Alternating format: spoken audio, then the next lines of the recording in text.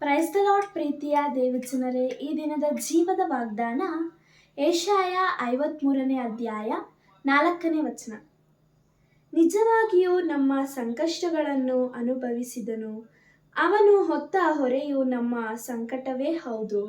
ನಾವಾದರೋ ಅವನು ದೇವರಿಂದ ಬಾಧಿತನು, ಪೆಟ್ಟು ತಿಂದವನು, ಕುಗ್ಗಿಸಲ್ಪಟ್ಟವನು ಎಂದು ಭಾವಿಸಿಕೊಂಡೆವು. Isaiah chapter 53 verses 4. But he endured the suffering that should have been ours, the pain that we should have borne, all the while we thought that his suffering was punishment sent by God. ಪ್ರಾರ್ಥನೆ ಮಾಡಿಕೊಳ್ಳೋಣ. ಪ್ರೀತಿಯುಳ್ಳ ದೇವರೇ, ನಿಮಗೆ ಸ್ತೋತ್ರ ಕರ್ತನೆ. ಅಪ್ಪ ದೇವರೇ, ಈ ಸಮಯದಲ್ಲಿ ಈ ವಾಕ್ಯ ಭಾಗಗಳನ್ನು ಅನುಗ್ರಹಿಸಿದ್ದಕ್ಕಾಗಿ ಸ್ತೋತ್ರ ಕರ್ತನೆ.